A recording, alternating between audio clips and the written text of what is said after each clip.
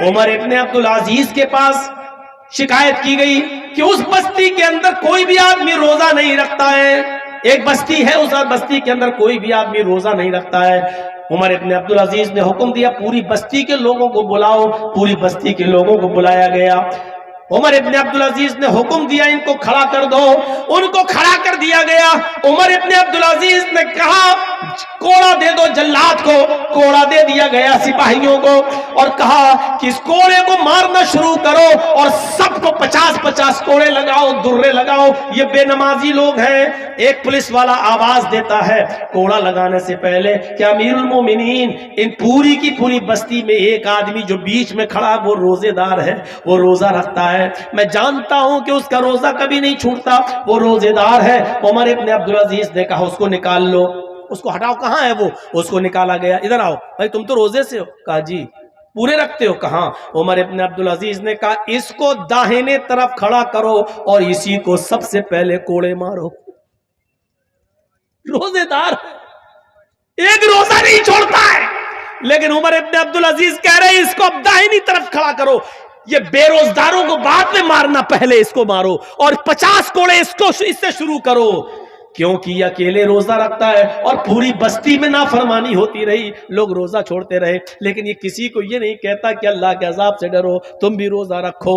یہ اللہ کی تبلیغ نہیں کرتا ہے, یہ قرآن و حدیث کی دعوت نہیں دیتا, یہ لوگوں کو برائیوں سے نہیں روکتا ہے.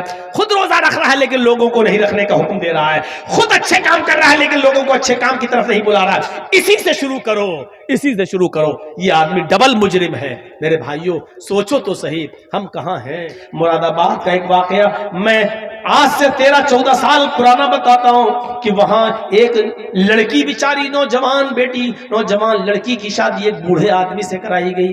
جب ریزن پوچھا گیا تو پتہ یہ چلا کہ اس کنواری لڑکی سے اس کے باپ نے زنا کر لیا تھا.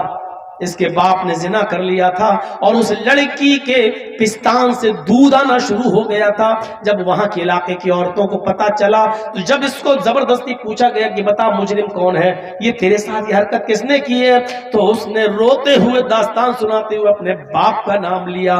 میرے بھائیوں غور کرو, اب یہ دن آ چکے ہیں کہ باپ اپنی بیٹی کے ساتھ زنا کرنے لگا, بھائی اپنی بہن کے ساتھ بھی منہ کالا کرنے میں تھک نہیں رہا ہے. اب موبائلوں میں اور یوٹیوب پر اور اس سے بھی گھناؤنے سافٹ ویئر آ چکے ہیں, ان میں جا کر جب آپ ڈیپلی گھسو گے, جب شہوت جاگے گی اور شہوت کو پورا کرنے کا کوئی انتظام نہیں ہوگا تو انسان اپنی ماں اور بہنوں بیٹیوں کے ساتھ بھی زنا کرے گا, جانوروں کے ساتھ بھی زنا کرے گا. یہ سب قیامت کی نشانیاں شروع ہو چکی ہیں. میرے بھائیوں ہمیں اور آپ کو معاشرے کی اصلاح کرنا ہے تو شراب نوشی سے توبہ کرنا ہے. اللہ کی نافرمانی کا کوئی کام مت کرنا. جس بستی میں اللہ کی نافرمانی ہوتی ہے اللہ کا عذاب اس بستی پر حلال ہو جاتا ہے. اللہ کی نافرمانی مت کرنا. دیکھ لیجئے آپ کے گاؤں میں کتنی اللہ کی نافرمانی ہو رہی ہے. اگر آپ کے گاؤں میں آرکسٹرا آتی ہو اور ڈانس کرتی ہو اور پورے گاؤں میں کوئی آدمی آرکسٹرا کو ڈانس کرنے سے روکنے والا نہ ہو تو سمجھ لو اس گاؤں کے اندر عذاب آنے والا ہے. اگر شراب نوشی عام ہے اور کوئی شرابیوں کو شراب پینے سے منع نہیں کر رہا ہے تو سمجھ لو اس بستی پر اللہ کا عذاب حلال ہو چکا ہے. اگر بستی میں اکثر لوگ بے نمازی ہیں اور مسجدوں میں 4-5-10 آدمی آ رہے ہیں تو سمجھ لو کہ اللہ کی نافرمانی کا اس بستی میں ہو رہی ہے. اللہ کا عذاب اس بستی کے اوپر حلال ہو چکا ہے. اگر بستی کے اندر جوا کھیلا جا رہا ہے لیکن کسی کو روکنے کی ہمت نہیں ہے اور منع کرنے کی ہمت نہیں ہے تو سمجھ لو کہ اس بستی کے اوپر اللہ کا عذاب حلال ہو چکا ہے. جب اللہ کا عذاب آئے گا تو نیک لوگ بھی پیسے جائیں گے اور برے لوگ بھی. جب چکی میں گیہوں پیسا جاتا ہے تو اس کے ساتھ گھن بھی پیس جاتا ہے. جب اللہ کا عذاب کسی بستی میں آتا ہے تو بروں کے ساتھ اچھے لوگ بھی پیس دیے جاتے ہیں. ہاں یہ الگ بات ہے کہ اچھے لوگوں کو قیامت کے دن ان کی نیتوں اور ان کے اچھے عمل کی وجہ سے اٹھا کر جنت میں داخل کر دیا جائے گا, لیکن اللہ کے عذاب میں وہ بھی پیسے جائیں گے. ایک جگہ اللہ تعالیٰ نے قرآن میں فرمایا وَمَنْ أَعْرَضَ عَنْ ذِكْرِي فَإِنَّ لَهُ مَعِيشَةً ضَنْكَ, میرے ذکر سے اعراض کرو گے تو فَإِنَّ لَهُ مَعِيشَةً ضَنْكَ, ہم تمہاری روزی کو تنگ کر دیں گے, تمہاری روزی کو بند نہیں کہا, تنگ کر دیں گے. آج بتائیے یہ مسئلہ ہے ہمارے آپ کے سامنے کہ نہیں؟ مولانا صاحب بہت پیسہ کماتا ہوں لیکن رکتا نہیں ہے, برکت نہیں ہوتی ہے. میں گھر پہ آتا ہوں 1000-2000 روپے روز کماتا ہوں، لیکن اس سے زیادہ خرچے ہو جاتے ہیں، کبھی کوئی بیمار کبھی کوئی۔ میرے بھائیوں کتنے لوگ ایسے ہیں ہمیں مل چکے ہیں جو کہتے ہیں کہ مولانا ایک مہینے میں ہم 50-50 لاکھ روپے کماتے ہیں لیکن برکت نہیں ہے۔ غور کریں، وہ ایسا تو نہیں کہ وہ نمازیں ترک کرتے ہیں، کیونکہ ذکر سے مراد یہاں نماز ہے، اور اللہ نے کہا من اعرض عن ذکری، جس نے میرے ذکر سے اعراض کیا فإن له معیشة ضنکا، ہم اس کی روزی کو تنگ کر دیں گے، ہم اس کی روزی کو ٹائٹ کر دیں گے۔ وہ کمائے گا لیکن بچے گا نہیں، وہ کمائے گا لیکن اس سے زیادہ اس کے اپنے گھر کے بچے اور بیوی کی بیماری میں خرچ کر دے گا۔ وہ کمائے گا 2000، خرچہ ہوگا اس کے گھر کا 5000، ہم اس کے خرچے کو بڑھا دیں گے، ہم اس کی روزی کو تنگ کر دیں گے۔ یہ اللہ نے کہا ہے۔ نماز چھوڑنے والوں، تمہیں کسی مولوی سے تعویذ، گنڈا اور گھر کی برکتوں کے لیے کوئی دعا پوچھنے کی ضرورت نہیں ہے۔ تمہارے لیے سب سے بڑی دعا اور سب سے بڑا تعویذ یہ ہے کہ تم نماز پڑھنا شروع کر دو۔ نماز پڑھنا شروع کر دو گے، گھر میں خیر و برکت کے دروازے کھل جائیں گے۔ نماز نہیں پڑھو گے، اللہ نے یہ نہیں کہا روزی بند کر دیں گے۔ فَإِنَّ لَهُ مَعِيشَةً، کیا کہا؟ فَإِنَّ لَهُ مَعِيشَةً ضَنْكَا، جو میرے ذکر سے اعراض کرے گا۔ اور سنو، اعراض کرنا کس کو کہتے ہیں؟ ایک مثال یہ بھی سمجھا دوں آپ کو تاکہ دماغ میں بیٹھ جائے۔ نماز چھوڑنے کی بات نہیں کہی جا رہی ہے، نماز چھوڑنے والا مسلمان ہے یا نہیں یہ ایک الگ ٹاپک ہے۔ ابھی میں اگر اس پر بول دوں تو بڑا ہنگامہ بھی ہو سکتا ہے، اس لیے میں فتنے کو ہوا نہیں دینا چاہتا ہوں۔ میرے بھائیوں صرف اتنا، نماز چھوڑنے والا یا صرف جمعہ نماز پڑھ کے پورے ہفتے نماز چھوڑنے والا، اس کو مسلمان کہا جا سکتا ہے یا نہیں کہا جا سکتا وہ ایک الگ مسئلہ ہے۔ اس کی طرف ہم ابھی جانا ہی نہیں چاہ رہے ہیں، ہم ایک نیا فتنہ کھڑا نہیں کرنا چاہ رہے ہیں آپ کے درمیان۔ لیکن اتنا بتا دوں آپ کو، یہاں نماز چھوڑنے والے کو نہیں کہا جا رہا ہے، من اعرض عن ذکری کہا جا رہا جو نماز سے اعراض کرے گا، یعنی پڑھے گا تو لیکن ٹائم بے ٹائم۔ اعراض کرنا کس کو کہتے ہیں؟ بچہ رو رہا ہے، اور بھوکا ہے، اور ماں ٹی وی دیکھ کے سیریل دیکھ رہی ہے۔ اب ٹی وی تو کہاں بہت زیادہ، اب تو وہ ہے موبائل میں ڈرامہ دیکھ رہی ہے، سیریل دیکھ رہی ہے ماں اس کی۔ بچہ رو رہا ہے، ماں جانتی ہے کہ بچہ بھوکا ہے، ماں جانتی ہے کہ بچہ دودھ مانگ رہا ہے، رو رہا ہے، لیکن ماں کہہ رہی رک جاؤ بھی اس کو دودھ پاتے پلاتی ہوں، پہلے یہ ڈرامہ دیکھ لوں، آخری شاٹ رہ گیا ہے ایپیسوڈ کا، یہ دیکھ لوں میں، اور 10 منٹ اسی میں لگا دیتی ہے۔ تو کیا کہا جاتا ہے؟ ماں اپنے بچے سے اعراض کر رہی ہے۔ اب جب 10 منٹ پورا ہو گیا، ڈرامہ ختم ہو گیا، ناٹک ختم ہو گیا، اب ماں گئی بچے کو اٹھایا اور اس نے اپنے پستان سے لگایا، دودھ پلایا۔ ماں نے دودھ تو پلایا ہے لیکن پھر بھی بچے سے روگردانی کی ہے۔ اس کو جب بچے کو دودھ پلانا تھا تب نہیں پلایا، اس نے ناٹک جب تک پورا نہیں دیکھ لیا تب تک اس نے بچے کو دودھ نہیں پلایا۔ تو کیا کہا جائے گا؟ ماں نے اعراض کیا بچے سے، ماں نے روگردانی کی بچے سے، ماں نے بچے سے منہ پھیرا، یعنی ناٹک میں اتنی منہمک ہو گئی کہ بچے کو بھول گئی، حالانکہ دودھ پلایا۔ ایسے ہی ہم دکان میں بیٹھ گئے، ہم میچ دیکھنے لگے، ہم کہیں پھنسے ہیں اور اذان ہو رہی ہے، نماز اذان کیا حی علی الصلاۃ، لیکن ہم یہ کام پورا کر لیں گے تب جائیں گے مسجد میں، ہم یہ میچ پورا ہو جائے گا تب جائیں گے مسجد میں، ہمارا یہ آخری چیز رہ گئی ہے، یہ اگر ہم چھوڑ دیں گے تو انکمپلیٹ رہے گی، ہم یہ کام کر لیں، یہ 5 مریض رہ گئے، جب تک ان کو نہیں دیکھ لیں گے تب تک، یہ 5 ہی تو رہ گئے، ابھی ہم ان کو سب کو دوا دے دیتے ہیں۔ اب ہم ان کو دیکھنے لگے اور دکان بند نہیں کی، دیکھنے لگے، اور اس کے بعد جب 5 مریضوں کو دوا دے دی، یا ہم نے پورا میچ دیکھ لیا یا پورا ہم نے ڈرامہ دیکھ لیا، اس کے بعد یا ہم نے پورے دکانوں کو کسٹمر کو نپٹا دیا، اس کے بعد ہم جا رہے ہیں نماز پڑھنے، اور نماز پڑھی لیکن جماعت ہو گئی۔ نماز تو پڑھی ہے آپ نے لیکن جماعت نکل گئی۔ جس وقت حی علی الصلاۃ کہا جا رہا تھا اس وقت آپ نہیں گئے۔ ایک کسٹمر ہے میری دکان پہ، مانگ رہا بھائی 5 کلو گھی دے دو یا 2 کلو تیل دے دو، حی علی الصلاۃ کی آواز آئی، اسی وقت چھوڑ دو آپ۔ اب آپ سوچو گے یار 5 کلو گھی لے لے گا تو 1 کلو گھی پر اگر ہم کو 20 روپے بچ رہے ہیں تو 5 کلو پر 100 روپے، چلو تولنے والنے میں لگا دیا، اب آپ اس آدمی کو رزاق سمجھ رہے ہیں، روزی دینے والا، آپ اللہ کو رزاق نہیں سمجھ رہے ہیں۔ ارے چھوڑو، 100 روپے کا نقصان ہو رہا ہے، ہونے دو۔ اگر یہاں اللہ کی خاطر میں نماز پڑھنے کے لیے چلا جاؤں گا تو اللہ 100 کی جگہ 1000 کا بھی انتظام کر دے گا۔ وَمَن يَتَّقِ اللَّهَ يَجْعَل لَّهُ مَخْرَجًا، جو اللہ سے ڈرے گا اللہ اس کے لیے نکلنے کا راستہ بنا دے گا۔ وَيَرْزُقْهُ مِنْ حَيْثُ لَا يَحْتَسِبُ، اور ایسی جگہ سے اس کو روزی دے گا جہاں سے اس کو وہم و گمان بھی نہیں ہوگا، اس نے سوچا بھی نہیں ہوگا کہ ہمیں یہاں سے روزی مل جائے۔ یہ ہے نماز سے اعراض کرنے کا مطلب نماز پڑھ تو رہے ہیں لیکن جس وقت پڑھنا چاہیے اس وقت نہیں پڑھ رہے ہیں۔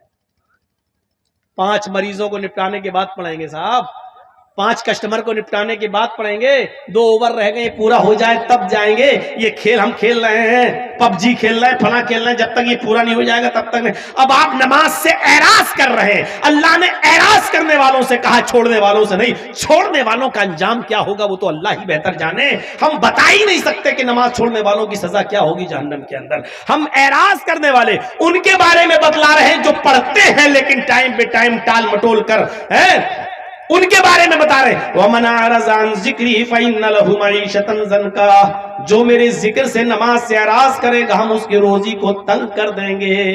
یہ 5 وقت کی نماز پڑھنے والوں کا حال ہے، جو نماز تو پڑھتے ہیں لیکن ٹائم بے ٹائم، ان کی روزی کو ہم تنگ کر دیں گے، تو بے نمازیوں کی روزی کا کیا حال ہوگا؟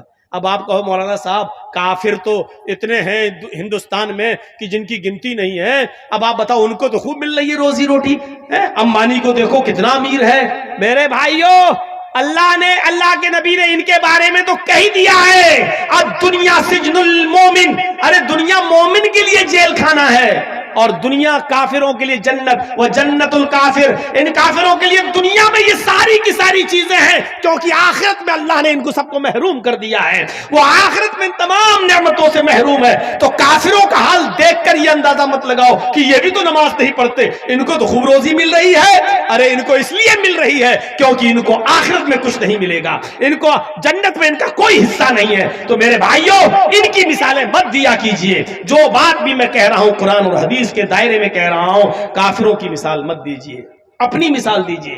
نماز چھوڑنے والوں کے بارے میں ہم نہیں کہہ رہے ہیں، ان کے بارے میں اللہ جانے اور وہ جانے۔ میرے بھائیوں، ہم ان کے بارے میں کہہ رہے ہیں جو نماز تو پڑھتے ہیں لیکن اذان ہوتے ہی نہیں جاتے ہیں، بلکہ اپنا کام نپٹانے کے بعد مسجد میں جا رہے ہیں نماز پڑھنے کے لیے۔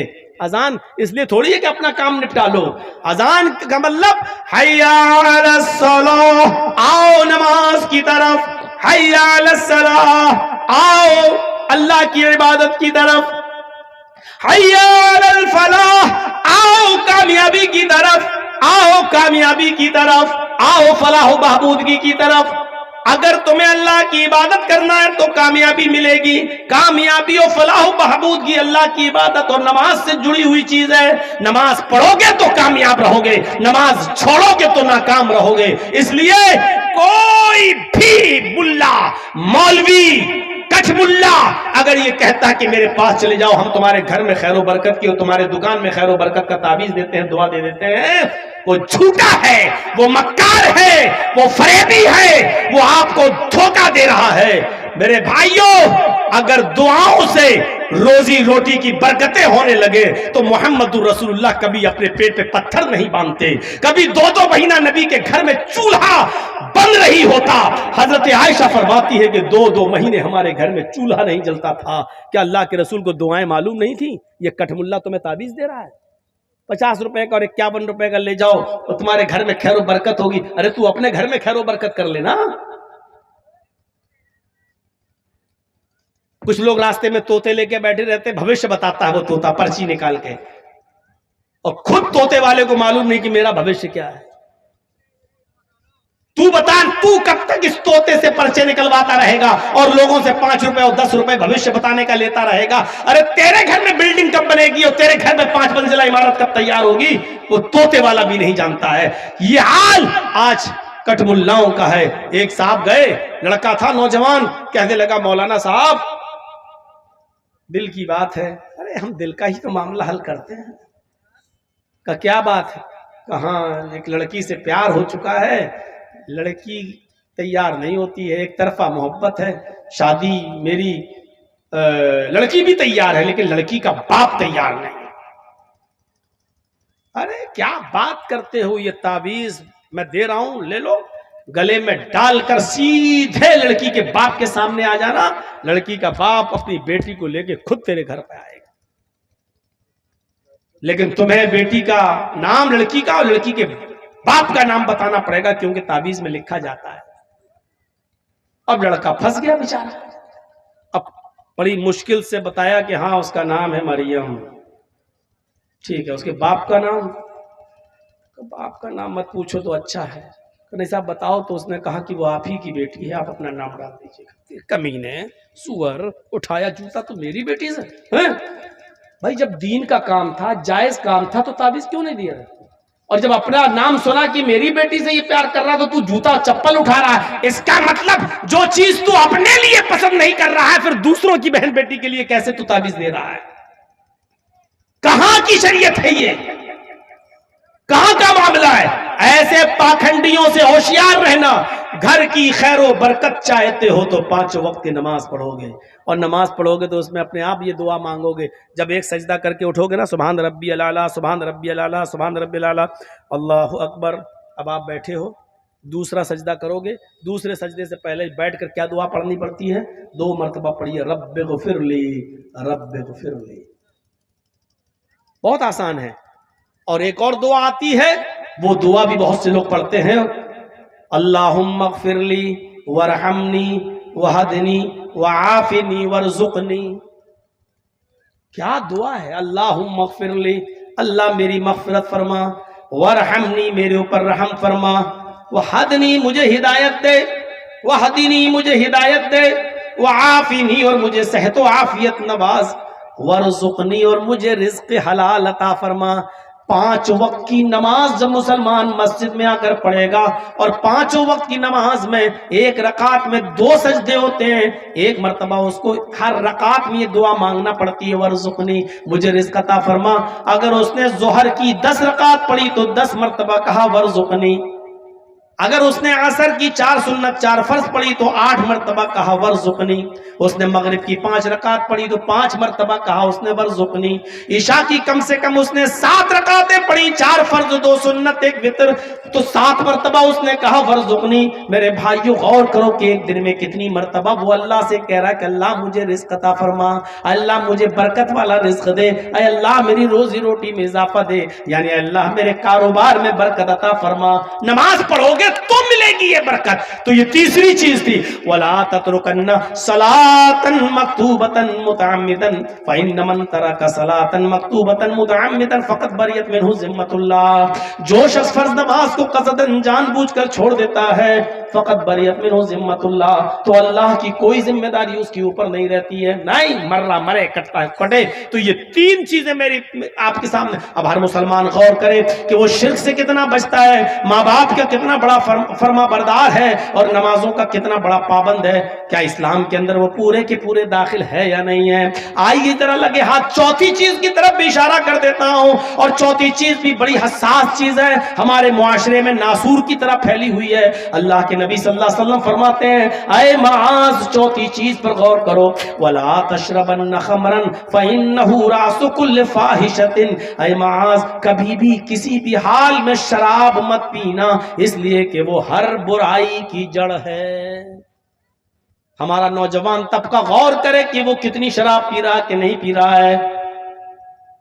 اور میرے بھائیوں معاف کرنا بہت ہی معذرت کے ساتھ، ہم شراب صرف پینے والی چیز ہی کو نہیں سمجھتے ہیں. شراب صرف پینے والی چیز ہی نہیں ہوتی ہے، ہم ہر نشے والی چیز کو اس میں شامل سمجھتے ہیں. اس میں بیڑی ہو، سگریٹ ہو، پان ہو، گٹکا ہو، تمباکو ہو، کھینی ہو، ہر اس چیز کو میں اسی چیز میں شامل مانتا ہوں. اس لیے اللہ کے نبی صلی اللہ علیہ وسلم نے ان تمام چیزوں کے استعمال کو حرام قرار دیا ہے. اکرو مکرو یہ دوسرے لوگوں میں ہوگا، ہمارے ہاں مکرو کوئی چیز ہی نہیں ہے. میرے بھائی جو اسلام میں 2 ہی چیزیں، یا تو حلال ہے یا حرام. اگر کوئی چیز مکرو ہے تو اس کا مطلب یہ ہے کہ دل چاہے تو چھوڑ دو اور دل چاہے تو پی لو. تو میرے بھائی اس کا مطلب تو یہ ہوا کہ وہ حلال کے زمرے میں، حلال کے زمرے میں. تو اس لیے یہ کہنا غلط ہے کہ یہ مکرو ہے، مکرو نہیں ہے. شراب کو ہاتھ مت لگانا، فَإِنَّهُ رَأْسُ كُلِّ فَاحِشَةٍ، یہ ہر برائی کی جڑ ہے۔ شراب صرف برائی نہیں ہے بلکہ ایک شراب کے پینے کے بعد دوسرے گناہ کرنے کا بھی، یعنی شراب پینا خود ایک گناہ، لیکن شراب پینے کے بعد اور بھی گناہ ہونے لگتے ہیں۔ شراب پی کے ٹن گھر میں گھسے، ماں کری منع کیا تھا پھر پی کے آیا، او تیری ماں کا، تیری اپنی ماں کو ہی ماں بہن کی گالی، اپنی بہن کو بھی گالی، باپ کو گالی، بھائی کو گالی، اور ایسی گندی گندی گالی جو تو نشے میں دیتا ہے جس کو کوئی مرد بھی سننا گوارا نہیں کرتا، تیرے گھر کی عورتوں کو سننا پڑتا ہے۔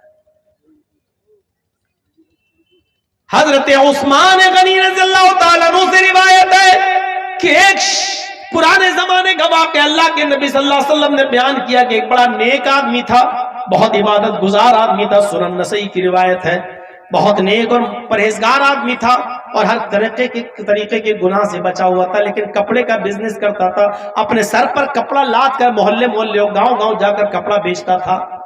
اس زمانے میں ایک عورت تھی جو بیوہ ہو چکی تھی لیکن بڑی عیاش تھی، بیوہ ہو چکی تھی اور وہ نوجوانوں کو اپنی طرف مائل کرتی تھی، جو خوبصورت لڑکا دیکھتی تھی اس کو اپنی طرف مائل کرنا چاہتی تھی۔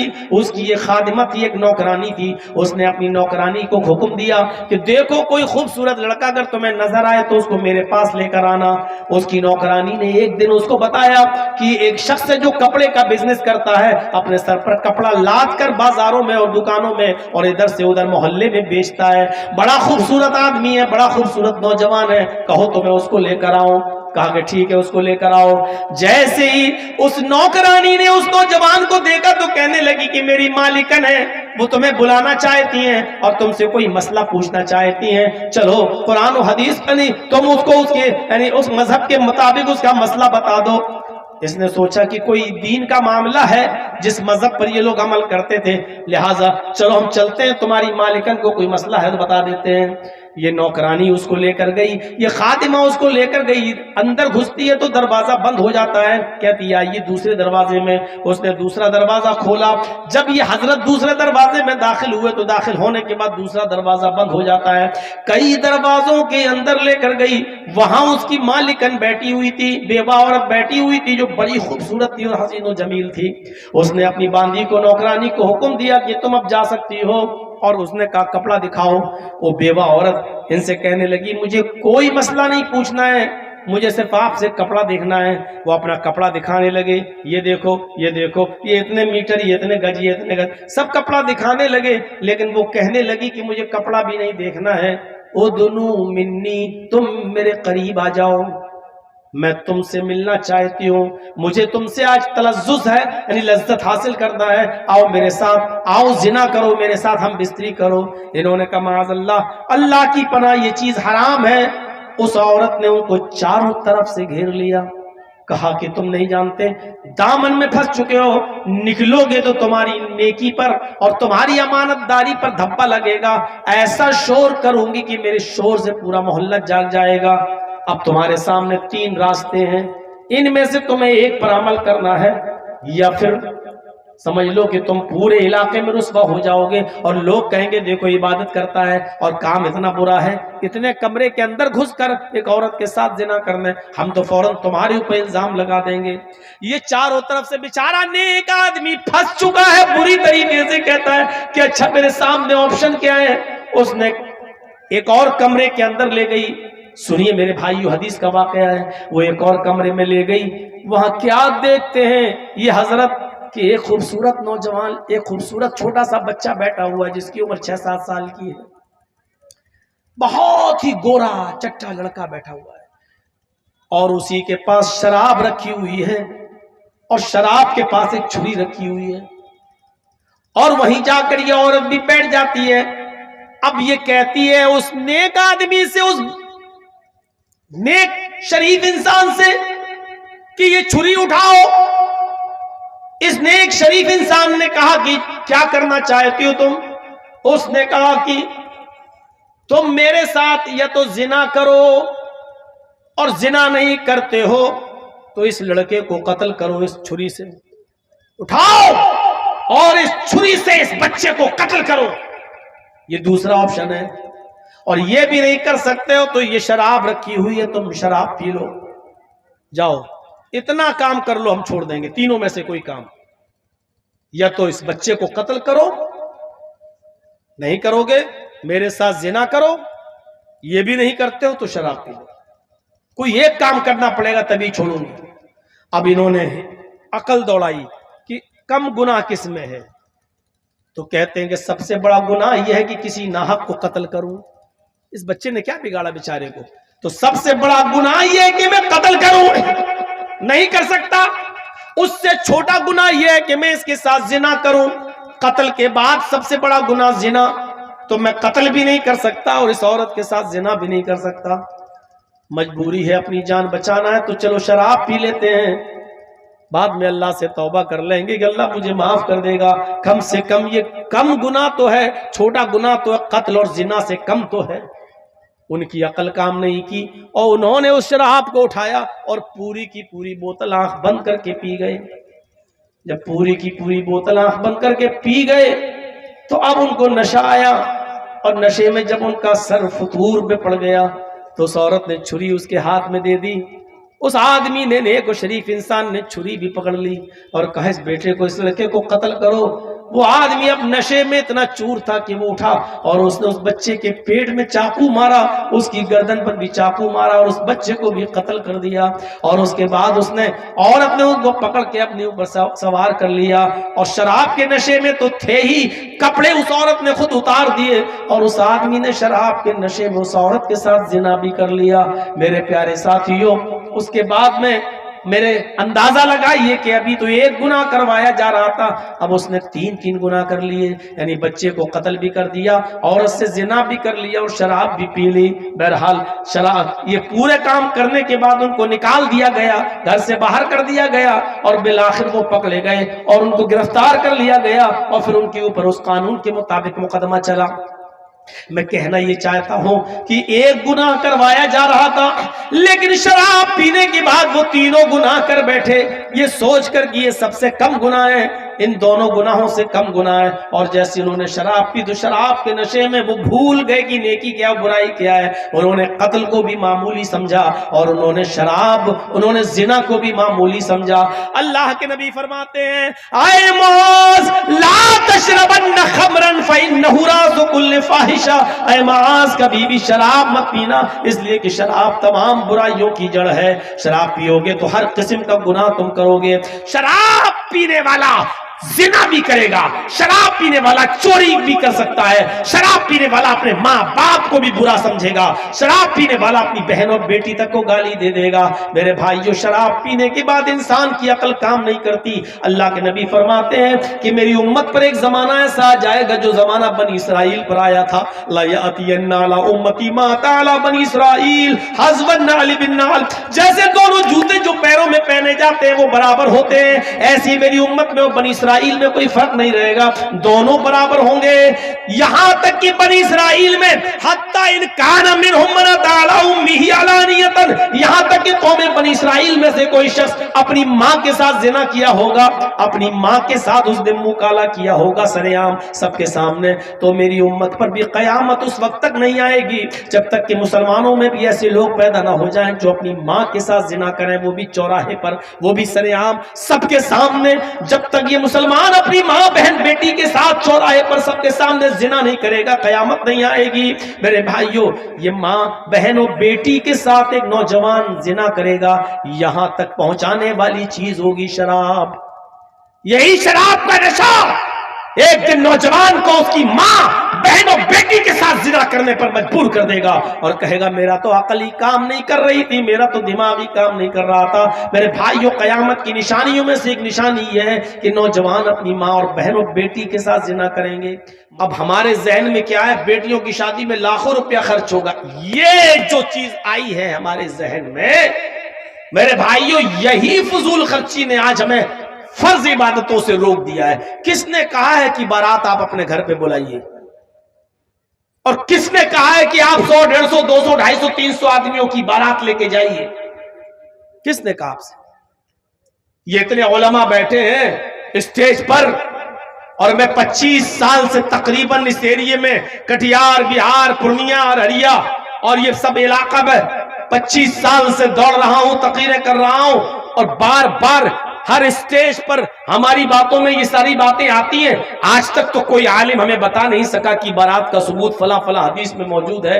کہاں لکھا ہے کہ لڑکی والا بھی باراتیوں کو اچھا سے اچھا کھانا کھلائے اور اچھے سے اچھا پلائے اور اچھے سے اچھا ان کی مہمان نوازی کرے؟ کون سی حدیث میں لکھا ہے؟ کون سا اسلام کہتا ہے؟ اگر کوئی آپ کو یہ کہے کہ میں اپنے لڑکے کی بارات لے کر آپ کے گھر آ رہا ہوں، آپ کہیے آئیے.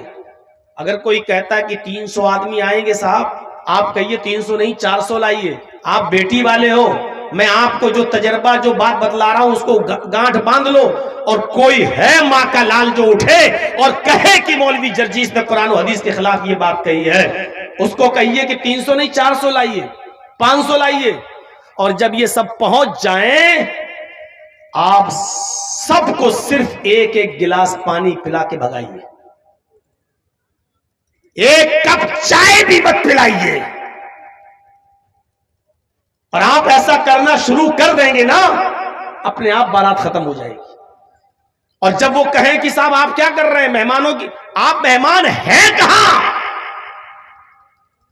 آپ تو میری بیٹی کے ساتھ نکاح کرنے کے لیے اپنے بیٹے کو لے کر آئے ہو اور ساتھ میں اتنے لوگ بھی لے کر آئے ہو. مجھے یہ دکھا دو کہ اللہ کے رسول نے کبھی کہا ہے کہ ان باراتیوں کو چائے پلاؤ، کھجور کھلاؤ، پانی پلاؤ اور ان کو کھانا کھلاؤ، اور میٹ کھلاؤ، بکرا کھلاؤ، مرغا کھلاؤ اور اچھی سے اچھی مہمان نوازی کرو. آپ ہمیں دکھا دیجیے، ہم کرنے کے لیے تیار ہیں. میرے پیارے ساتھیوں، آپ ایک ایک گلاس پانی پلائیے، وہ بھی بسلری نہیں، چاپا کل کا جو آپ پیتے ہو، اسی ہینڈ پائپ کا جس کا آپ پیتے ہو. اور کہو ٹھیک ہے آپ نکاح کریے اور لے جائیے ہماری بیٹی کو. ہو گیا. 500 نہیں 1000 آدمی کو بلائیے. آپ لڑکی والے کے گھر جا کر 400-500 آدمی بیٹھ کر بوجھ بنو گے. وہ آدمی قرض لے کر بیچارہ آپ کو کھلائے گا پلائے گا اور آپ کے پیٹ کو ٹھوسے گا، بھرو لو. اس آدمی کے اوپر آپ مصیبت بنیں گے جو اپنی بیٹی بھی آپ کو دے رہا ہے. ہم آپ غور کریں کہ کتنے پرسنٹ مسلمان ہیں. ہمارا دل اندر سے گواہی دے گا. کھولیے اپنے گریبان کے بٹن اور دل سے پوچھئے ہم مسلمان ہیں. جب آپ کا دل کہہ دے کہ ہاں، تو اس سے پوچھئے ہم کتنے پرسنٹ مسلمان ہیں. آپ کا دل اندر سے گواہی دے گا.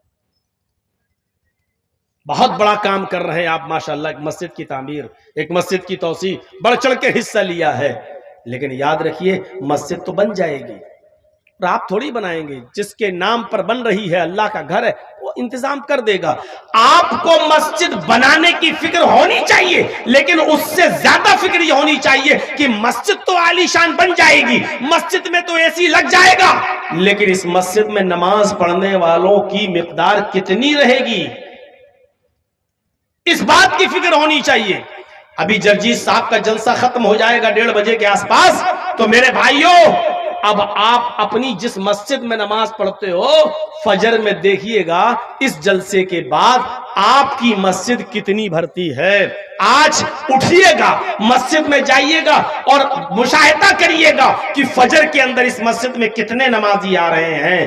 آپ کی مسجد میں آنے والے نمازی یہ بتا دیں گے کہ آج کا 24 فروری کا یہ جلسہ جو آپ کے ببلا بونا میں ہو رہا ہے، یہ کتنے پرسنٹ کامیاب ہوا اور کتنا ناکام ہوا. صبح میں فجر کی نماز میں مسجد بتا دے گی کہ آپ کا جلسہ کتنا کامیاب ہوا اور کتنا ناکام ہوا. صبح فجر کی نماز پڑھنے جاؤ تو مسجد سے سوال کر لینا، اے مسجد بتاؤ آج کی رات کا جلسہ کتنا کامیاب ہوا. مسجد کے نمازی آپ کو بتا دیں گے کہ کتنا کامیاب ہوا. مسجد تو بنا لی شب بھر میں ایمان کی حرارت والوں نے، من اپنا پرانا پاپی رہا برسوں میں نمازی بن نہ سکے. کوئی پوچھنے کی ضرورت نہیں، مسجدوں سے سوال کریے کہ مسجد بتا کتنا جلسہ کامیاب ہوا. مسجد بتا دے گی کامیاب نہیں ہوا. آدھی رات 1 بجے 1:30 بجے 2 بجے جلسہ ختم کر دیا، جو لوگ پڑھتے بھی تھے وہ بھی نہیں آئے، نیند میں سو گئے ہیں. آپ کی مسجدیں بتا دیں. یہ جلسہ فرض نہیں ہے، نماز فرض ہے. جلسہ آپ نہیں بھی کراتے تو گناہگار نہیں ہوتے. لیکن فجر کی نماز میں اگر آپ مسجد میں نہیں جا رہے ہیں تو گناہگار ہو رہے ہیں.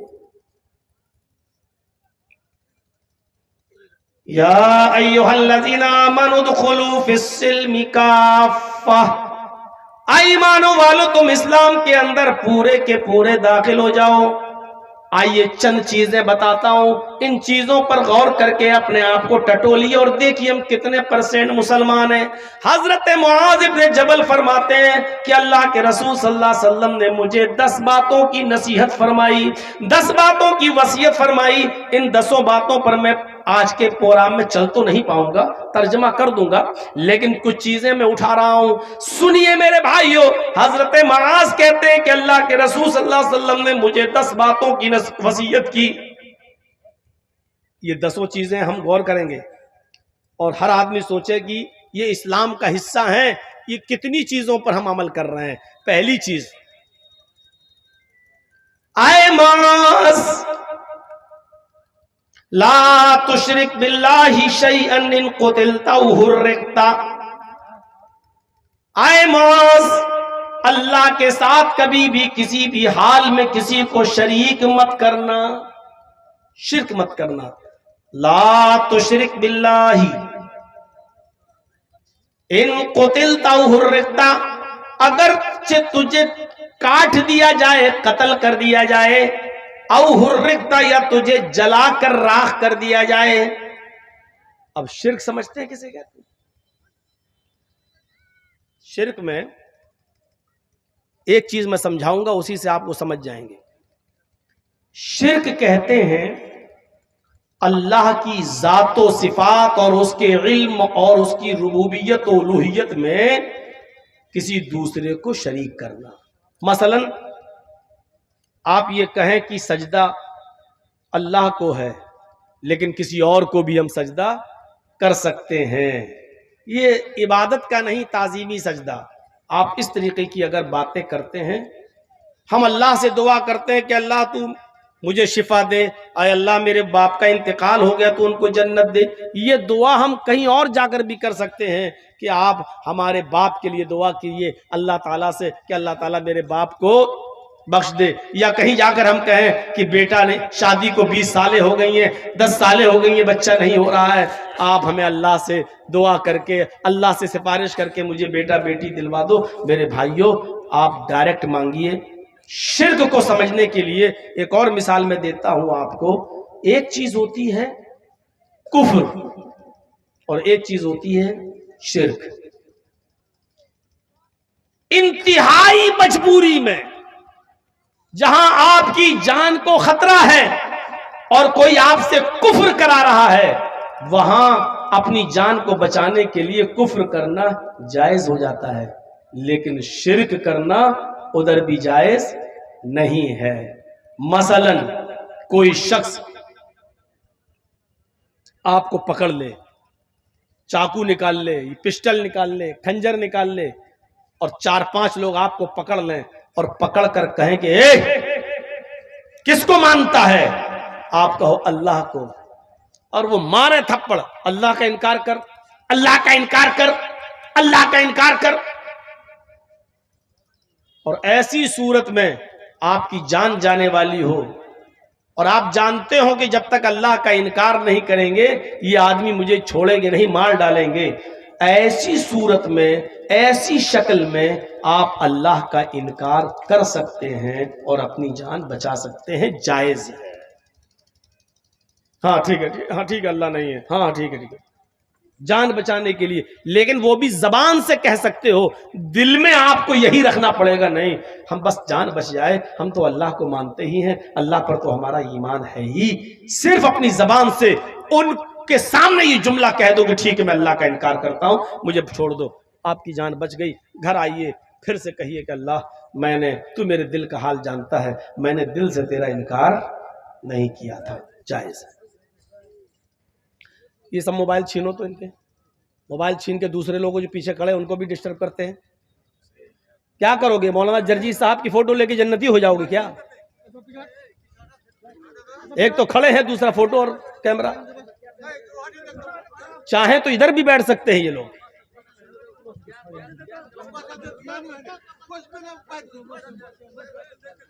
بھائی آپ لوگ جانتے ہیں کہ میرے نام پر جب بھیڑ ہو جاتی ہے تو اسی طریقے کا انتظام کریے.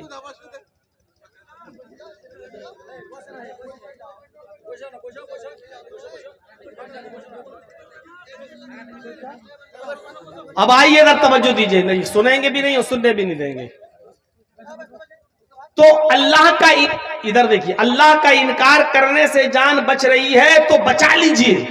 اب آئیے دوسری مثال پر. شرک کیا ہوتا ہے؟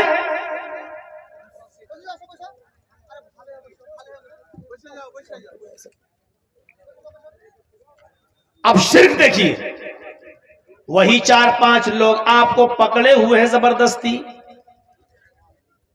پکڑے ہوئے ہیں, آپ کو مار بھی رہے ہیں اور یہ کہہ رہے ہیں کہ تو مجھے سجدہ کر, میں سردار ہوں اس قوم کا, یا یہ میرے سردار ہے میرے قوم کے, ان کو سجدہ کر. جب تک تو ان کو سجدہ نہیں کرے گا میں تجھے نہیں چھوڑوں گا.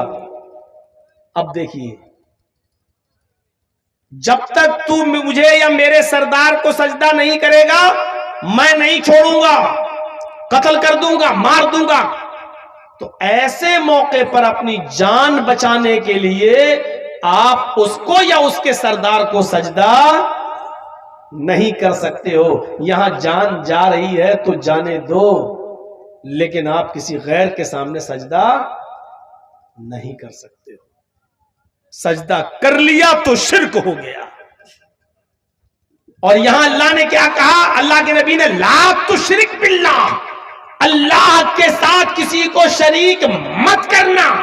ان قتلتا او حرقتا, اگرچہ تجھے قتل کر دیا جائے یا جلا کر کوئلہ بنا دیا جائے, راکھ کر دیا جائے, اپنے جسم کو راکھ کروا لینا, لیکن کسی غیر کے سامنے سجدہ نہیں کرنا. اللہ کا انکار کر کے جان بچ رہی ہے تو بچا لینا, لیکن غیر اللہ کو سجدہ کر کے اگر جان بچ رہی ہے تو مت بچانا. اپنے آپ کو قتل کروا لینا, اپنے آپ کو مار لے, اگر وہ ٹکڑے ٹکڑے کریں اور جلائیں تو جلوا لینا, لیکن اللہ کے علاوہ کسی غیر کے سامنے سجدہ نہ کرنا. یہی بات کہہ رہے ہیں اللہ کے نبی معاذ ابن جبل سے, آئے معاذ لا تشرک باللہ شیئا ان قتلتا او حرقتا. اے معاذ, حالات کسی بھی طریقے کے ہوں, چاہے کتنے ناگفتہ ہوں, اور تم سے شرک کرایا جا رہا ہو تو کبھی بھی کسی بھی حال میں اللہ کے ساتھ کچھ بھی شریک مت کرنا. ان قتلتا او حرقتا, اگرچہ قتل کر دیے جاؤ یا جلا دیے جاؤ. پہلی چیز. دوسری چیز پر آئیے, ہر مسلمان غور کرے, شرک کرتا ہے کہ نہیں کرتا ہے؟ بچو ان جملوں سے. کبھی کبھی ہم لوگ کہہ دیتے ہیں نا, اوفو کیا ڈاکٹر ہے یار, اس ڈاکٹر نے میرے باپ کو بچا لیا. اوفو میرا بیٹا کتنا بیمار تھا, اس ڈاکٹر کے پاس دوا لینے گئے, اس ڈاکٹر نے میرے بیٹے کو مرنے سے بچا لیا.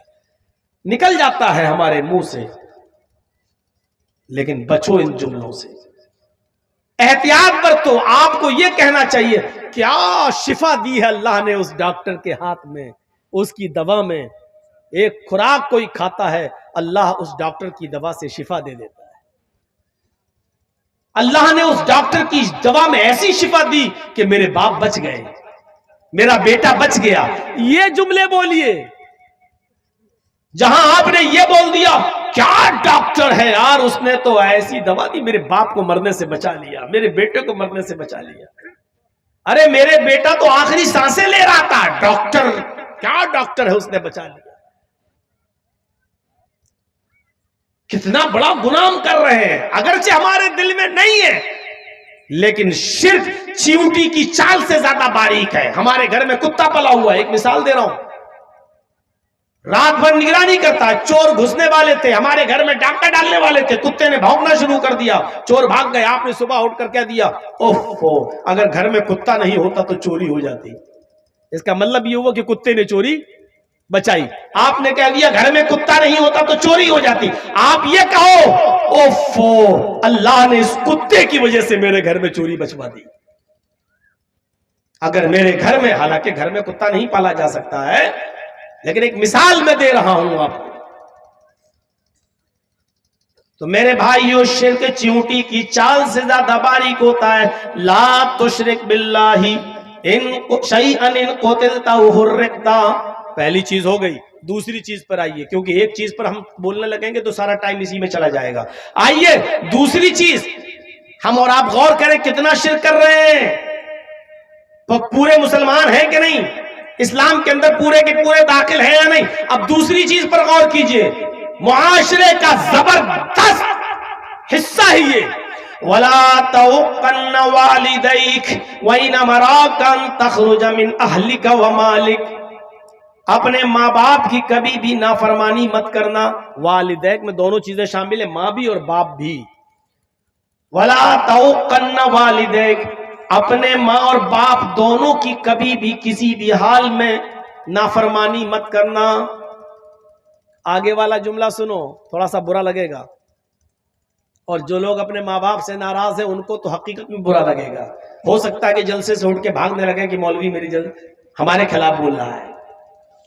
وَلَا تَوْقَنَّ وَالِدَيْكَ، اپنے ماں باپ کی کبھی نافرمانی مت کرنا.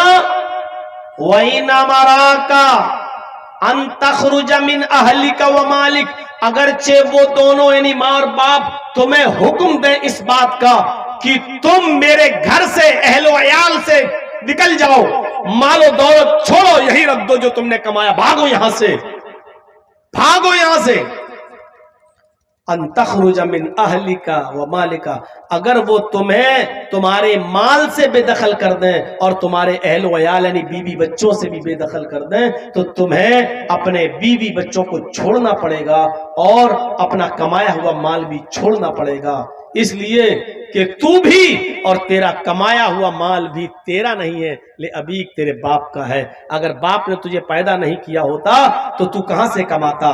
تو اللہ کے نبی صلی اللہ علیہ وسلم نے فرمایا انکا ومالک لابیک، تو بھی اور تیرا مال بھی تیرے باپ کے لیے ہے. اگر وہ کہے جا بیوی بچے چھوڑ بھاگ یہاں سے، میں تجھے نکال رہا ہوں اپنے گھر سے، تو بیوی بچوں کو چھوڑ کے بھاگ جاؤ، نکل جاؤ. وہ کہیں کہ سارا مال جو تم نے کمایا چھوڑو یہاں پر، رکھ دو یہاں، اور پھر تمہیں نکال دیں تو تمہیں اپنا مال بھی چھوڑنا پڑے گا. اپنا مال کیا چھوڑو گے اپنے باپ کو؟ باپ کی تو وراثت میں تو پھل پھول رہے ہو، باپ کے مرنے کا انتظار کر رہے ہو کب مرے اور یہ حصہ ہمیں ملے. میرے بھائیوں وہ اپنا مال باپ کے لیے کیا چھوڑ کر بھاگے گا؟ یہاں ماں باپ کا مقام و مرتبہ بتایا جا رہا ہے کہ کتنا اونچا ہے، کہ کبھی بھی کسی بھی حال میں ان کی نافرمانی نہیں کرنا ہے. حضرت ابراہیم علیہ السلام اپنے بیٹے اسماعیل سے ملنے گئے بہت دنوں کے بعد. وہ ملک شام میں تھے، جب ان سے ملنے کے لیے گئے دروازے کو کھٹکھٹایا. اسماعیل علیہ السلام کی بیوی نے دروازہ کھولا. اسماعیل کی بیوی نہیں جانتی تھی کہ یہ میرے شوہر کے باپ ہیں، یعنی میرے سسر ہیں، معلوم نہیں تھا ان کو.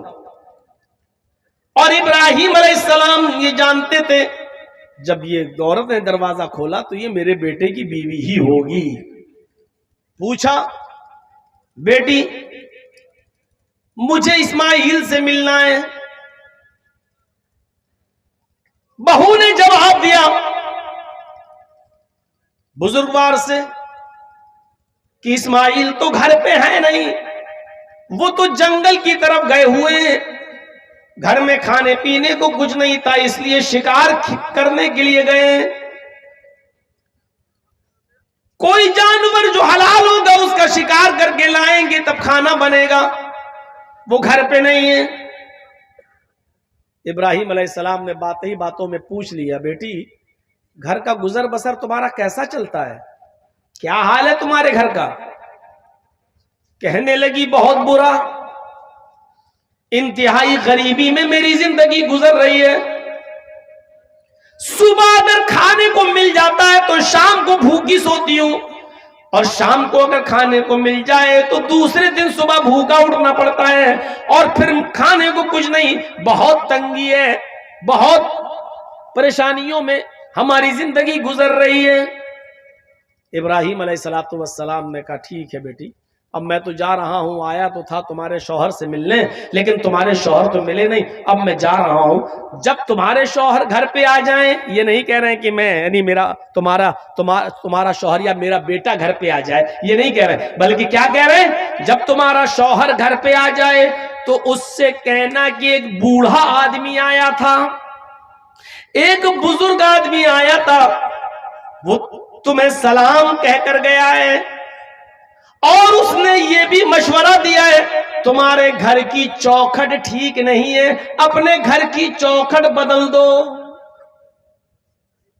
عورت کہتی ہے کہ پاگل ہو گیا یہ بڈھا، سٹیا گیا، گھر کی چوکھٹ تو ٹھیک ہے، گرمیوں میں ہوا آتی ہے، سردیوں میں دھوپ آتی ہے، میں اپنی چوکھٹ گھر کی کیوں بدلوں، اور یہ بڈھا ہوتا کون ہے مشورہ دینے والا؟ دل میں سوچتی ہے، کہاں ٹھیک ہے وہ آئیں گے تو کہہ دیں گے۔ ابراہیم علیہ السلام وہاں سے چلے گئے۔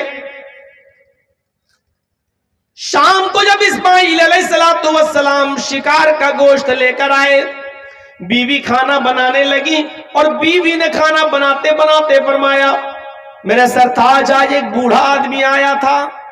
اچھا کچھ کہہ رہا تھا، اس نے آپ کو سلام کہا، سلام کا نام سنا اسماعیل سمجھ گئے، ایک دم صحیح سے بیٹھ گئے، اچھا بوڑھا آدمی آیا تھا مجھے سلام بولا ہے، کہ ہاں وہ آپ کو سلام بول کر گئے۔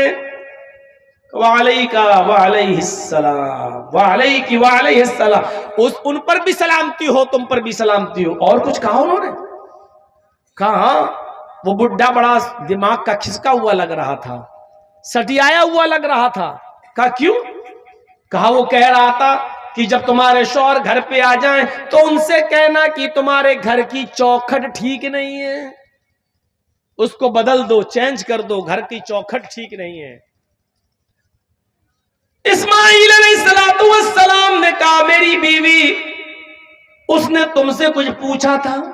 کہا اس نے پوچھا تھا گھر میں گزر بسر کیسی چل رہی، جو حقیقت تھی میں نے بتا دیا، میں نے کہہ دیا کہ اچھی نہیں چل رہی ہے، صبح کھا لو تو شام کو بھوکا سونا پڑتا ہے، اور شام کو کھا لو تو صبح بھوکا اٹھنا پڑتا ہے، پھر کچھ ملتا ہی نہیں، بڑی تنگی میں، بہت ہی پریشانی میں ہماری زندگی گزر رہی ہے۔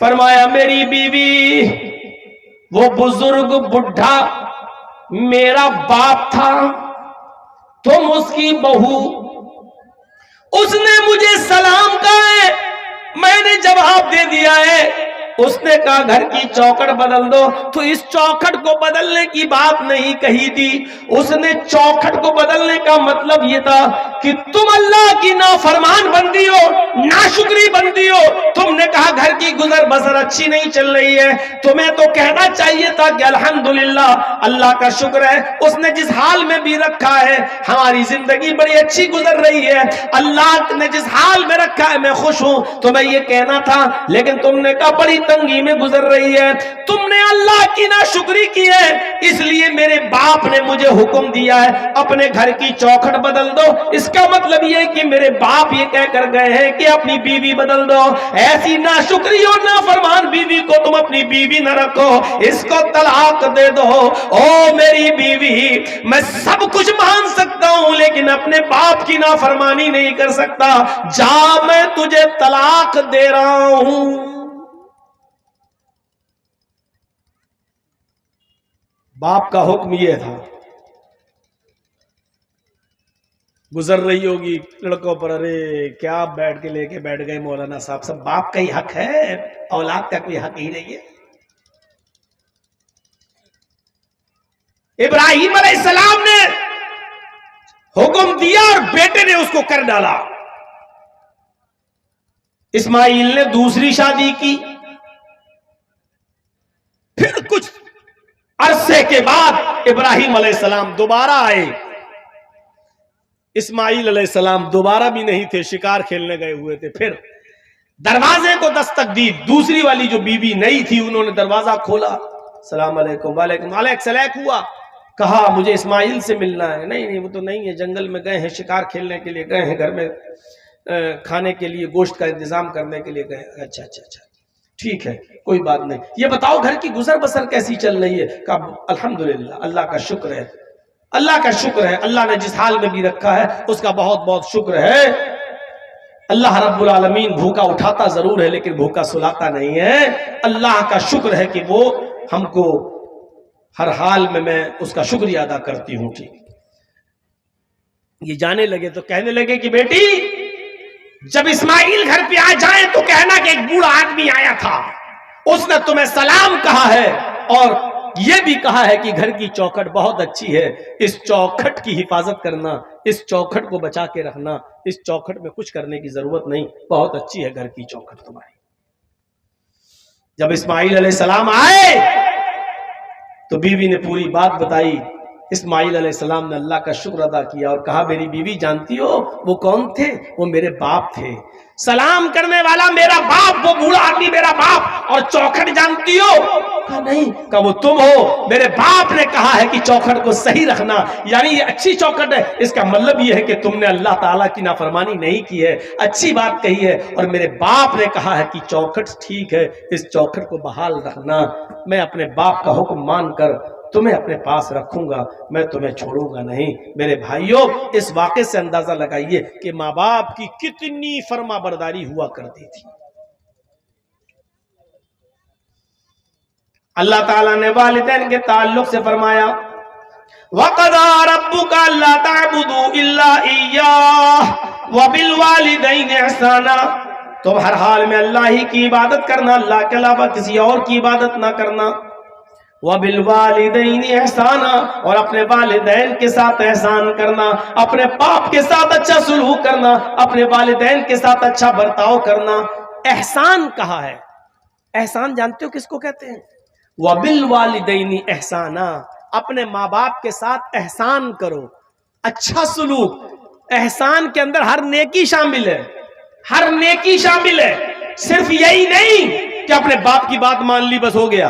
اگر باپ بیمار ہے تو اس کا علاج کرانا یہ احسان ہے. باپ اٹھ نہیں پا رہا ہے، اس کو اٹھانا اور گود میں لے کر اس کو اس کے بستر پہ بٹھانا یہ احسان ہے. باپ بستر پہ لیٹا ہوا ہے، کہہ رہا بیٹے مجھے دروازے کے باہر کرسی لگا کر بٹھا دو، تھوڑی دیر میں باہر کی ہوا کھانا چاہتا ہوں، اور وہ اٹھ نہیں پاتا ہے. تو باپ کے لیے وہ کرسی دروازے کے باہر رکھنا اور اپنے باپ کو اپنی کمر پہ لاد کے لے جا کر اس کرسی پر بٹھا دینا یہ نیکی میں، احسان میں شامل ہے. ذرا غور کرو کہ ایک صحابی اپنی ماں کو جو اندھی تھی اور ہاتھوں سے کوڑی تھی اور پیروں سے لنگڑی تھی، دانت نہیں تھے منہ میں، اس نے کہا میں عمرہ کرنا چاہتی ہوں، طواف کرنا چاہتی ہوں خانہ کعبہ کا. اس کا بیٹا اس کو خانہ کعبہ کی طرف لے گیا. اب لنگڑی تھی تو بیچاری چل نہیں سکتی تھی، اندھی تھی دیکھ نہیں سکتی تھی، اس لیے بیٹے نے اس کو اپنے کاندھوں پر لاد لیا، اپنے کاندھوں پر سوار کر لیا، اپنی گود میں اس کو اٹھا لیا اور پیٹھ پر سوار کر لیا. اور اس کے بعد بیٹا اپنی ماں کو طواف کرانے لگا. 5واں یا 6ٹا چکر تھا کہ ان کی مڑبھیر حضرت عمر فاروق رضی اللہ تعالیٰ عنہ سے ہو گئی. حضرت عمر فاروق سے علیہ ہوئی السلام علیکم. وعلیکم السلام. یہ صحابی حضرت عمر سے کہنے لگے امیر المومنین یہ میری ماں ہے. حضرت عمر نے کہا کہ تمہیں بہت اچھی ماں ملی ہے. کہا امیر المومنین میں اس کا بیٹا ہوں، اپنی ماں کو خانہ کعبہ کا طواف کرا رہا ہوں. میری ماں اندھی ہے، میری ماں نابینا ہے اور میری ماں کو پیروں سے لنگڑی ہے اس لیے چل نہیں پاتی. میں نے اپنی پیٹھ پر لاد کر اس کو طواف کرانا شروع کر دیا. حضرت عمر نے کہا اللہ تمہیں اس کا بہتر جزائے خیر دے، بہترین بدلہ دے. اس شخص نے کہا امیر المومنین میں اپنی ماں کو اپنے ہاتھ سے کھلاتا ہوں، اپنے ہاتھ سے کھانا بنا کر تیار کرتا ہوں، اپنے ماں کے کپڑے میں اپنے ہاتھ سے دھلتا ہوں، اپنے ماں کی گندگی کو لیٹرین و پیشاب و پائخانے کو بھی میں صاف کرتا ہوں. میری ماں نے طواف کرنے کی خواہش کی تو میں اس کو لایا اور میں اپنی پیٹھ پر لاد کر اپنی ماں کو طواف کرا رہا ہوں. کیا میں نے اپنی ماں کا حق ادا کر دیا؟ جو قرآن و حدیث میں ماں کا حق بتایا گیا ہے، کیا میں نے اپنی ماں کا حق ادا کر دیا؟ حضرت عمر فاروق نے ہنستے ہوئے فرمایا تم حق کی بات کہتے ہو کہ تم نے اپنی ماں کا حق ادا کر دیا؟ ارے سنو، جب تمہاری ماں تمہیں پیدا کر رہی تھی، جب تمہیں جن رہی تھی، جب تم اس کے پیٹ سے باہر آ رہے تھے، جب تمہاری ماں تمہیں پیدا کر رہی تھی اور درد کی وجہ سے جب وہ کراہ رہی تھی، درد کی وجہ سے جب وہ رو رہی تھی اور اس کی آواز آہ کر کے نکل رہی تھی، جب تم اپنے ماں کے بدن سے باہر آ رہے تھے اور وہ درد سے کراہ رہی تھی، چیخ رہی تھی، وہ چلا رہی تھی، اس کے منہ سے جو آہ نکلی تھی، پہلی آہ، پہلی چیخ جو اس کے منہ سے نکلی، ابھی تو نے اس پہلی آہ کا بھی حق ادا نہیں کیا، تو اپنی ماں کی پوری زندگی کا حق ادا کیا کرے گا؟ تو نے تو ابھی اپنی ماں کی پہلی آہ کا بھی حق ادا نہیں کیا۔ پیشاب پائخانہ صاف کرنے والا لڑکا، اپنے ہاتھ سے کھانا بنا کر ماں کو کھلانے والا لڑکا، اپنی پیٹھ پر لاد کر خانے کعبہ کا طواف کرانے والا بیٹا، اور اس حال میں حضرت عمر کہہ رہے ہیں کہ جب وہ تجھے پیدا کر رہی تھی اور درد کی وجہ سے چیخ رہی تھی ابھی تو نے اس کی پہلی آہ کا بھی حق ادا نہیں کیا۔ نوجوانوں ذرا سوچو، ماں اور باپ کا درجہ کتنا بڑا ہے، اس کا مقام کتنا بڑا ہے۔ ہم اسلام میں پورے کے پورے داخل ہیں، کیا ہم اپنے ماں باپ کی ایسی خدمت کرتے ہیں؟ کیا ہم ماں باپ کی ایسی سیوا، ایسی خدمت کر رہے ہیں؟ ایسی ایسی اولاد تاریخ کے اوراق پڑھیے تو ایسی ایسی اولاد گزرے گی کہ باپ بھی جیل میں اور بیٹا بھی جیل میں، باپ کی عمر 90 سال اور بیٹے کی عمر 50 سال، باپ بھی جیل میں اور بیٹا بھی جیل میں، لیکن دونوں پکے نمازی۔ بیٹے نے دیکھا کہ میرا باپ جیل کے اندر ہے اور 90 سال کی عمر ہے اور نماز ایک بھی وقت کی نہیں چھوڑتا ہے، اور میں بھی نہیں چھوڑتا ہوں، اور جیل میں ٹھنڈا پانی ملتا ہے، سردیوں کی سخت رات ہے، سردیوں کی اس ٹھنڈی رات میں ٹھنڈے پانی سے وضو بناتے وقت میرے باپ کو بار بار الرجی ہو جاتی ہے، نزلہ ہوتا ہے، زکام ہونے لگتا ہے، اس کو فیور آ جاتا ہے، تو کیا کرنا چاہیے؟ اس کا 50 سال کا بیٹا رات میں عشاء کی نماز کے بعد اپنے باپ کو بستر پہ سلا دیتا تھا کہ تم سو جاؤ، فجر میں اٹھنا ہے۔ باپ اسی جیل کے اندر سونے لگتا اور بیٹا تانبے کے لوٹے میں پانی بھرتا، بیٹا تانبے کے لوٹے میں پانی بھرتا اور اس پانی کو، اس لوٹے کو اپنے پیٹ سے لگا لیتا، اور صبح فجر کی اذان تک، فجر کی نماز تک اس لوٹے کو اپنے پیٹ سے لگائے رکھتا کہ پیٹ کی گرمی سے پانی میں کچھ گرمی آ جائے، اس پیٹ کی گرمی سے پانی میں کچھ حرارت آ جائے، اور جیسے ہی فجر کا وقت ہوتا بیٹا فوراً اپنے باپ کو وہ پانی دیتا، جو قدرے گرم ہو جاتا، تھوڑا بہت اس کی ٹھنڈک مٹ جاتی اور تھوڑی گرمی آ جاتی، کہتا پیٹ بابو جلدی سے وضو بنائیے، پانی ٹھنڈا ہو جائے گا، اور اس کا باپ جلدی سے وضو بناتا۔ میرے پیارے ساتھیوں، یہ واقعہ کئی چیزوں کی طرف اشارہ کر رہا ہے۔ پہلا اشارہ تو یہ کرتا ہے کہ 90 سال کے باوجود باپ فجر تک کی نماز قضا نہیں کر رہا ہے، جیل کی سلاخوں میں ہونے کے باوجود باپ نماز کا عادی ہے، اور بیٹا پوری رات لوٹے کو اپنے پیٹ سے لگا کر پانی کو گرم کر رہا ہے کہ پیٹ کی گرمی سے پانی کچھ گرم ہو جائے۔ یہ باپ کی خدمت کا ایک انوکھا واقعہ ہے۔ میرے بھائیوں ذرا اندازہ لگاؤ کہ ایسی اولادیں آج کہاں ملیں گی، ایسی بچے آج کہاں ہیں جو اپنے ماں باپ کی ایسی خدمت کرنے والے ہوں، جو اپنے ماں باپ کی ایسی سیوا کرنے والے ہوں۔ فرمایا وَلَا تَعُقَّنَّ وَالِدَيْكَ وَإِنَّ مَرَاكَ أَن تَخْرُجَ مِنْ أَهْلِكَ وَمَالِكَ، اپنے ماں باپ کی کبھی بھی نافرمانی مت کرنا، اگرچہ وہ تم دونوں کو، اگرچہ وہ دونوں تمہیں تمہارے بیوی بچوں سے دور ہونے کا حکم دے دیں اور مال و دولت کو چھوڑ دینے کا آرڈر دے دیں، اس کے باوجود تم اپنے ماں اور باپ کا دل مت دکھانا اور ان کی خدمت کرتے رہنا، ان کی نافرمانی کبھی مت کرنا۔ دو چیزیں ہو گئی۔